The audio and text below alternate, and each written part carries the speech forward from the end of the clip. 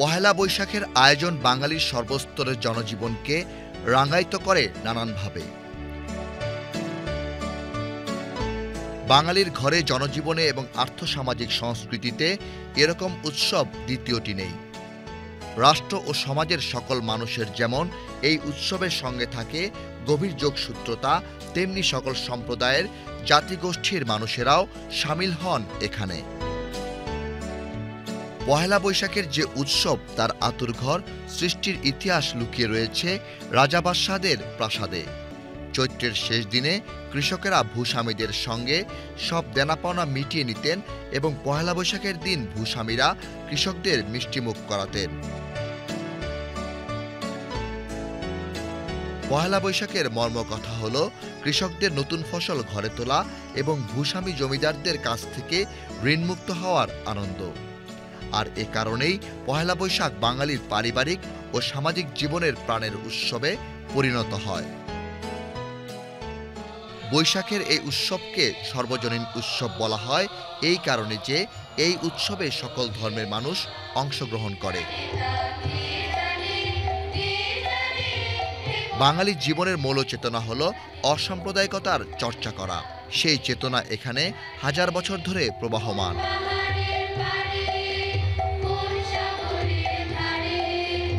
এই সমাজের গড়নি হলো এমন যে এখানে সবাই যার যার মতো করে জীবনকে যাপন করতে পারে এবং নিজস্ব রীতিনীতি, কৃষ্টি, সংস্কৃতি ও ধর্মানুযায়ী আচার ও ধর্ম পালন করতে পারে। বাঙালি সংস্কৃতির অসাম্প্রদায়িক ও গণতান্ত্রিক ঐতিহ্য সংরক্ষণের প্রতি দায়বদ্ধতা আরও পরিষ্কার হওয়া উচিত, কেননা এটা বাঙালির সংস্কৃতির একটি গৌরবোজ্জ্বল দিক। আজকের এই পহেলা বৈশাখে আধুনিক প্রযুক্তিময় বিশ্বের প্রেক্ষাপটে নিজস্ব সংস্কৃতিকে আরও ঊর্ধ্বে তুলে ধরার চেষ্টা করা প্রয়োজন। দেশজ সংস্কৃতি যদি প্রাণ ফিরে পায়, তাহলে প্রকৃত বাংলাদেশকে তুলে ধরা সম্ভব বহির্বিশ্বে। প্রথমবারের মতো সরকার জাতীয়ভাবে বাংলা নববর্ষ এবং চাকমা, মারমা, ত্রিপুরা, গারো ও অন্যান্য জাতিগোষ্ঠীকে নিয়ে একটি সর্বজনীন অন্তর্ভুক্তিমূলক উৎসব আয়োজনের উদ্যোগ নিয়েছে। বাংলা নববর্ষকে ঘিরে যে উৎসব চলে, সেখানে প্রত্যেকেই যেন খুঁজে ফেরে আপন ভূমিকে, আপন বাংলাদেশকে। কেননা নদীমাতৃক বাংলাদেশে শুরু হয়ে যায় নৌকাবাইজ, বটতলায় নাগরদোলা, যাত্রাপালা, পিঠাপুলির উৎসব। সব কিছুতেই যেন আমাদের শেকড়ের সন্ধানে আমরা ঘুরে ফিরি, শুরু করি নতুন করে যাত্রা এই বাংলা নববর্ষে। বৈশাখ আসে মনোপঞ্জিতে, বৈশাখ আসে বনে, বৈশাখ আসে মাঠে ও পার্কে মুকুলের গুঞ্জনে। বৈশাখ এলে মানুষ প্রকৃতি হয়ে যায় ছায়ানট। রবি নজরুল পঠিত তুমুল ঝাঁকড়া চুলের বট। বৈশাখ আসে দিনপঞ্জিতে, বৈশাখ আসে মনে, বৈশাখ আসে পেশাদার কবির নেশাদার শিহরণে। বৈশাখ এলে পান্তা ইলিশ, সাথে আমানির ভাগ। পদ্মা প্লাবনে জাগে রাজপথ, গায়ে আলপনা দাগ। বৈশাখ আসে দামিনী আকাশে, কামিনীর খোলা চুলে। বৈশাখ আসে হাওয়ার কামড়ে, অশনির ফনা তুলে। বৈশাখ এলে শিল্পীর চোখাতুলিগুলো উদ্দাম। মিছিলে মিছিলে নববর্ষ খুলে রাখে কেশোদাম। বৈশাখ আসে ঘটে ও হালটে, বৈশাখ আসে রথে। বৈশাখ এলে পাহাড় ফোসায়, সমতল তড়পায়। বৈশাখ এলে বাঘে ও মহিষে এক ঘাটে জল খায়। বৈশাখ আসে গহনার নাই, বৈশাখ আসে পালে। পুণ্যাহ আর হালখাতা নিয়ে ধান দুর্বার থালে। বৈশাখ এলে লোকবাংলার মাঠঘাট চৌচির। বৈশাখ এলে উৎসব তবু আম্র মঞ্জুরির। বৈশাখ আসে বছর পেরিয়ে ভেঙে সময়ের ঘর। বৈশাখ আসে নহলি ভুবনে পলি বাংলার চর। বৈশাখ এলে মানুষ পাখির ডানাগুলি শুধু বাড়ে, বৈশাখ এলে সোনার বাংলা সূর্যের সংসারে। বৈশাখ আসে, বৈশাখ হাসে, বৈশাখ গাঁথে মালা। বৈশাখ মানে লোকবাঙালির দিন বদলের পালা। বৈশাখ মানে লোকবাঙালির দিন বদলের পালা। ষড়ঋতুর দেশ বাংলাদেশ।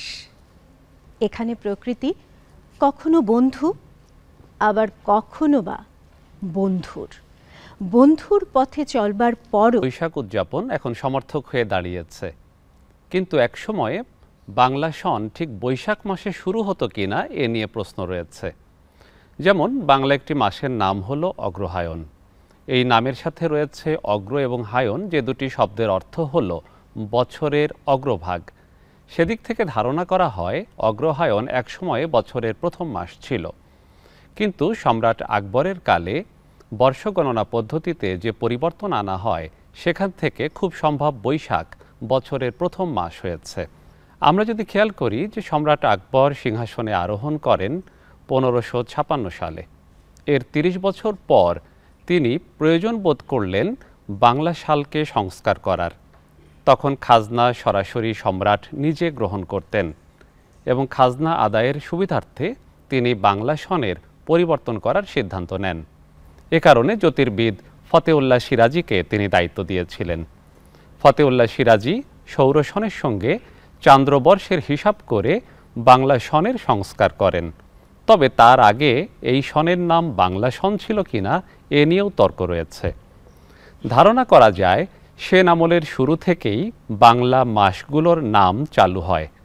পূর্ণিমার চাঁদ যখন আকাশে থাকে তখন বিশাখা নক্ষত্রের পরিপ্রেক্ষিতে নাম হয়েছে বৈশাখ। আবার পূর্ণিমার চাঁদ যখন জ্যেষ্ঠা নক্ষত্রে থাকে সেখান থেকে জ্যৈষ্ঠ। এইভাবে বাংলা মাসগুলোর নামকরণ করা হয়ে থাকবে। এবং সুলতানি আমলে দেখা যায় শাসন ক্ষমতা নিয়ন্ত্রিত হতো এবং সরকারি কাজ পরিচালনা করা হতো হিজরি বর্ষ অনুসারে। হিজরি বর্ষ চলে চান্দ্র বছর অনুসারে, সেখানে সৌরবর্ষের সঙ্গে বছরে 10 দিনের ব্যবধান লক্ষ্য করা যায়। এই ব্যবধানকে কমিয়ে একই রকম রাখার জন্য সম্রাট আকবর বাংলা সনের সংস্কার করেছিলেন। এই বাংলা সনের বড় ধরনের একটি সংস্কার হয়েছে গত শতকের 60-এর দশকে। ডক্টর মোহাম্মদ শহীদুল্লাহ বাংলা সালকে ইংরেজি সালের সাথে সম্পর্কিত করে তাকে সমন্বয় করার চেষ্টা করেছেন। এক্ষেত্রে আধুনিক জ্যোতি পদার্থবিজ্ঞানের সহায়তা নিয়েছিলেন এবং মেঘনাদ সাহা পশ্চিমবঙ্গে তার আগের দশকে আরেকটি পরিবর্তন আনার চেষ্টা করেন। সেই সূত্র ধরে এখন বাংলা সাল এগিয়ে চলেছে। তবে যে কথাটি আমরা বলছিলাম যে নক্ষত্রের সাথে এর যে সম্পর্ক তার একটি পার্থক্য বা ব্যবধান ঘটার কারণে এখনো পর্যন্ত পুরাতন পঞ্জিকা অনুসারে ধর্মীয় রীতিনীতি পালন করতে দেখা যায়। বাংলা কবিতা এবং বাংলা গানে বাংলা নববর্ষ যেন পেয়েছে বহুমাত্রিকতা। কমলামুখী মেয়ে কুড়োই শুকনো ঝরা পাতা, বৈশাখের ব্যাকুল হাওয়া জড়িয়ে থাকে গলা। কমলামুখী মেয়ে কুড়োই শুকনো ঝরা পাতা, যেন রাজকুমারী নুয়ে আছে মুক্তমালার ভারে, গাল বেয়ে তার ঝরছে কেবল অহংকারী ঘাম। আগুনমুখ ছেলে কুড়োই কি যে ঘাসের ঘাড়ে হাত বুলিয়ে কাকে যে ডেকে আনে, ঝিঝি পোকার রানীকে নাকি পাতাল কুমারীকে। ফিসফিসানি শব্দ শুনে মেয়েটি শুধু হাসে।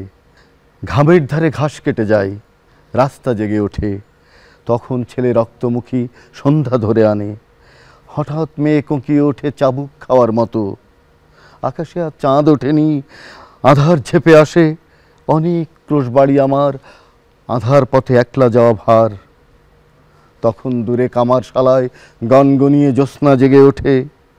পাশেই লবণ নদী, জোয়ার এসে বাঘের মতো মেয়েকে নিয়ে ধায়। জলদস্যুর বেশে ছেলে ঝাঁপিয়ে পড়ে জলে, কমলামুখী মেয়েকে তোলে মনের উপকূলে। ফিসফিসিয়ে হাওয়ার স্বরে বলে, এমন অসীম ঘর পেয়েছ, কোথায় যাবে আর। ফিসফিসানি শব্দ শুনে মেয়েটি শুধু হাসে, শুকনো পাতার শব্দ শুনে ছেলেটি শুধু হাসে।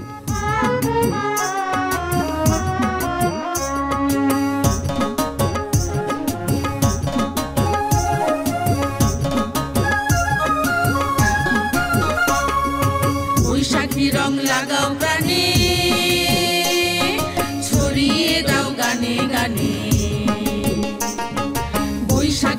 লাগাও প্রাণে, ছড়িয়ে দাও গানে গানে। আয় ছুটে আয় প্রাণের টানে বৈশাখী মেলায়, তোরা কে কে যাবি আয় ছুটে আয় প্রাণেরই মেলায়, তোরা কে কে যাবি আয় ছুটে আয় বৈশাখী মেলায়। বৈশাখী রং লাগাও প্রাণে, ছড়িয়ে দাও গানে গানে। বৈশাখী রং লাগাও প্রাণে, ছড়িয়ে দাও গানে গানে। আয় ছুটে আয় প্রাণের টানে বৈশাখী মেলায়, তোরা কে কে যাবি আয় ছুটে আয় প্রাণেরই মেলায়, তোরা কে কে যাবি আয় ছুটে আয় বৈশাখী মেলায়।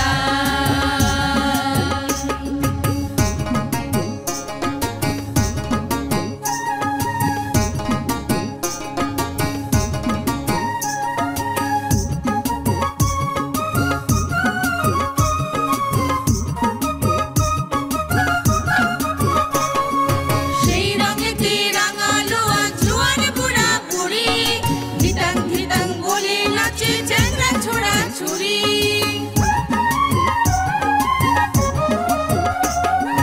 নতুন দিনের নতুন আলোয় রাঙানো যে আজ, নাচে গানে মন ভোলাবো হরেক রকম সাজ।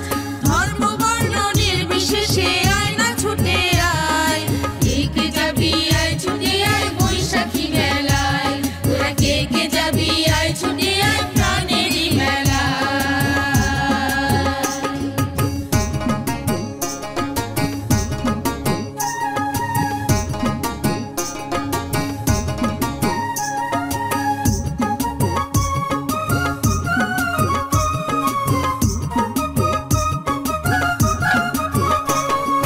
নাগরদোলায় চড়বো আরো দেখবো পুতুল নাচ, দই মুড়ি খই খাবো আরো পান্তা ইলিশ মাছ।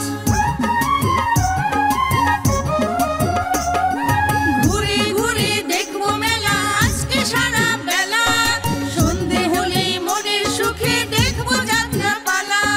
নাচে গানে মন ভোলাবো আমরা সবাই, আয় ছুটে আয় যাবো এবার বৈশাখী মেলায়, আয় ছুটে আয় যাবো এবার প্রাণেরই মেলায়। বৈশাখী রং লাগাও প্রাণে, ছড়িয়ে দাও গানে গানে। বৈশাখী রং লাগাও প্রাণে, ছড়িয়ে দাও গানে গানে। আয় ছুটে আয় প্রাণের টানে বৈশাখী মেলায়, তোরা কে কে যাবি আয় ছুটে আয় প্রাণেরই মেলায়, তোরা কে কে যাবি আয় ছুটে আয় বৈশাখী মেলায়, তোরা কে কে যাবি আয় ছুটে আয় প্রাণেরই মেলায়। বৈশাখী কেন্দ্র করে এই যে কত কল্পনা জল্পনা, কত আয়োজন, সব কিছুই কিন্তু ঘুরে ফিরে ওই একটি জায়গায় আসে, সে হলো বাংলাদেশ। বাংলাদেশের প্রতি ভালোবাসা, বাংলাদেশের ষড়ঋতুর প্রতি ভালোবাসা। ওই নূতনের কেতন উড়ে কালবৈশাখীর ঝড়, তোরা সব জয়োধ্বনি কর, তোরা সব জয়োধ্বনি কর। আসছে এবার অনাগত প্রলয় নেশার নৃত্য পাগল, সিন্ধু পাড়ের সিংহদ্বারে ধমক মেরে ভাঙল আগল। মৃত্যু গহন অন্ধকূপে মহাকালের চণ্ডরূপে, ধূম্রধূপে বজ্রশিখার মশাল জেলে আসছে ভয়ঙ্কর। ওরে ওই হাসছে ভয়ঙ্কর, তোরা সব জয়োধ্বনি কর, তোরা সব জয়োধ্বনি কর। ঝামর তাহার কেশের দুলায় ঝাপটা মেরে গগন দুলায়, সর্বনাশী জ্বালামুখী ধূমকেতু তার চামর ঢুলায়। বিশ্বপাতার বক্ষ কোলে রক্ত তাহার কৃপানে ছোলে, দোদুল দোলে অট্টরোলের হট্ট গোলে স্তব্ধ চরাচর। ওরে ওই স্তব্ধ চরাচর, তোরা সব জয়োধ্বনি কর, তোরা সব জয়োধ্বনি কর। ওই সে মহাকাল সারথি রক্ত তড়িৎ চাবুকখানে, রনিয়ে ওঠে রেশার কাঁদন বজ্র গানে ঝড় তুফানে। খুরের দাপট তারায় লেগে উল্কা ছুটায় নীল খিলানে, গগন তলের নীল খিলানে। অন্ধকারার বন্ধকূপে দেবতা বাঁধা যজ্ঞ জুপে পাষাণ স্তূপে, এই তোরে তার আসার সময় ওই রথ ঘর ঘর শোনা যায়, ওই রথ ঘর ঘর।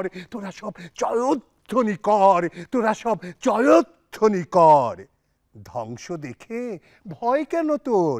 প্রলয় নূতন সৃজন বেদন আসছে এবার, অনাগত অসুন্দরে করতে ছেদন।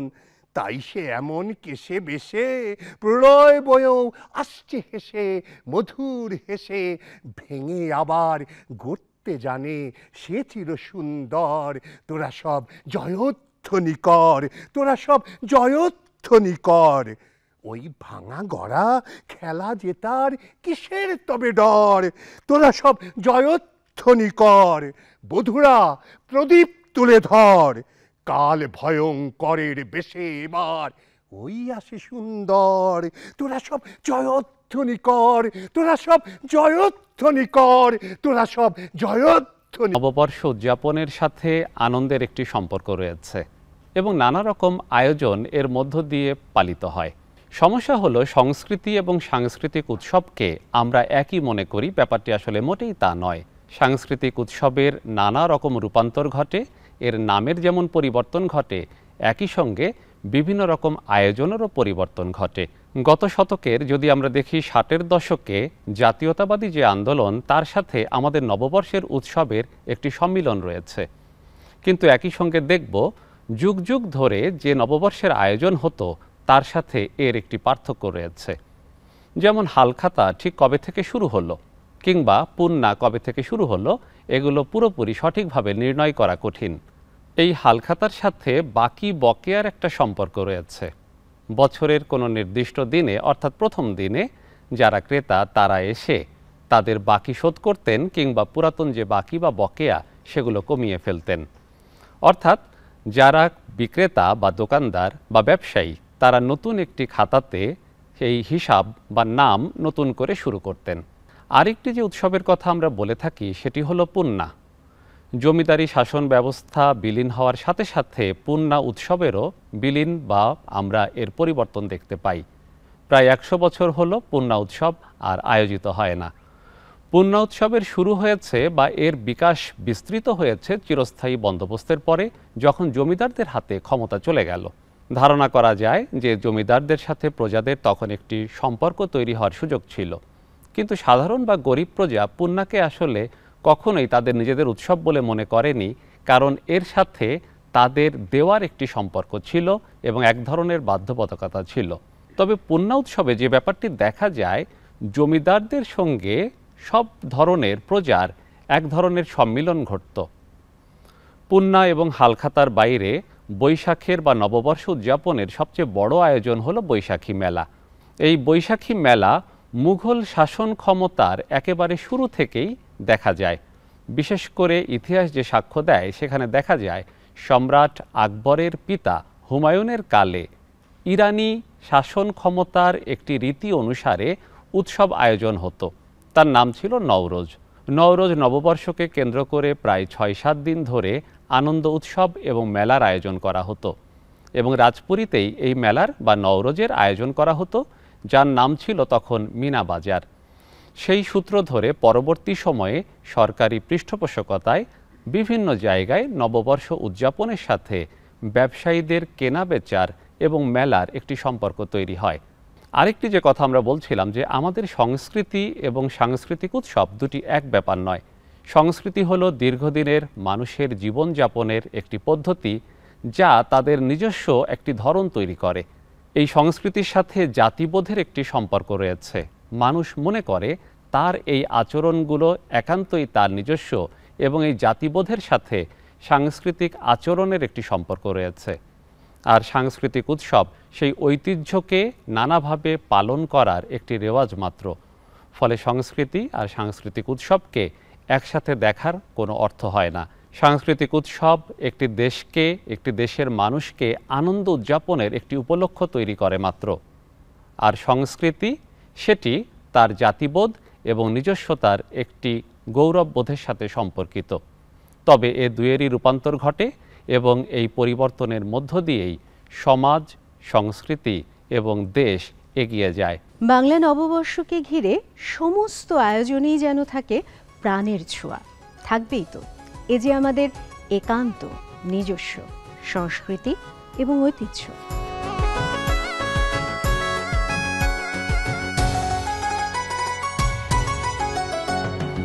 আকাশে মেঘ হৃদয়ে ঝড় বসে খেরি পংক্তিমালা।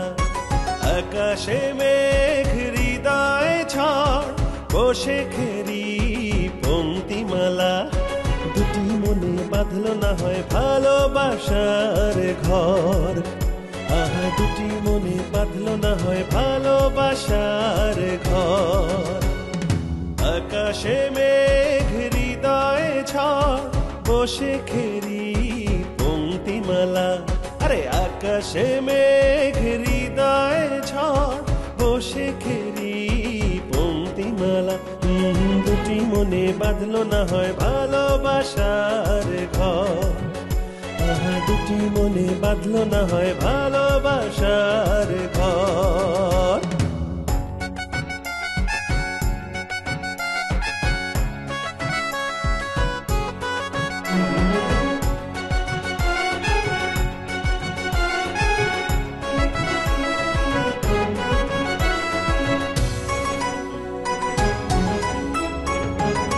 সর্বনাশের আগুন বুকে জ্বলল না হয় নিবিড় সুখে।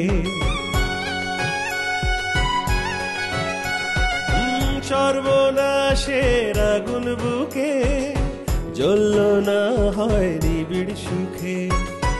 অন্তবিহীন অনুরাগে, অন্তবিহীন অনুরাগে কাঁপলো না হয় এ দুটি অন্তর। দুটি মনে বাঁধলো না হয় ভালোবাসার ঘর। আহা, দুটি মনে বাঁধলো না হয় ভালোবাসার ঘর।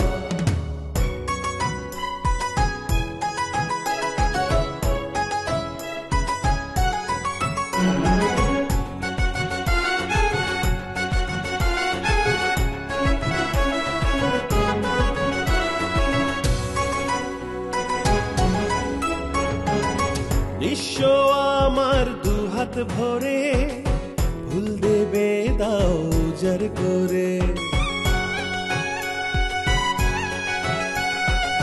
নিঃস্ব আমার দুহাত ভরে ফুল দেবে দাও উজাড় করে। গান হয়ে আজ দুটি প্রাণে, গান হয়ে আজ দুটি প্রাণে বাজলো না হয় পাতারি মর্ম। দুটি মনে বাঁধলো না হয় ভালোবাসার ঘর। আহা, দুটি মনে বাঁধলো না হয় ভালোবাসার ঘর। আকাশে মেঘ হৃদয়ে ঝড় বসে খেরি পংক্তিমালা। আকাশে মেঘ হৃদয়ে ঝড় বসে খেরি পংক্তিমালা। ওহো, দুটি মনে বাঁধলো না হয় ভালোবাসার ঘর। আহা, দুটি মনে বাঁধলো না হয় ভালোবাসার ঘর। দুটি মনে বাঁধলো না হয় ভালোবাসার ঘর। পৃথিবীর সব দেশেই প্রকৃতির নিয়মে পুরাতন বছর বিদায় নেয়, আবার নতুন বছর শুরু হয়। ব্যতিক্রম হয় শুধু বিদায় দেবার প্রক্রিয়া এবং বরণ করে নেবার প্রক্রিয়াটার মাঝে, অর্থাৎ সংস্কৃতিতে। আমাদের সংস্কৃতিতে বাংলা নববর্ষ একটি ঐতিহ্যবাহী দিন। আজ আমরা বৈশাখ একটি রং ছড়ানো দিনে বৈশাখকে ঘিরে আনন্দমুখর সময় কাটালাম বাংলাদেশ টেলিভিশনের প্রাণপ্রিয় সকল দর্শককে সাথে নিয়ে। নতুন প্রত্যয়ে নতুন স্বপ্ন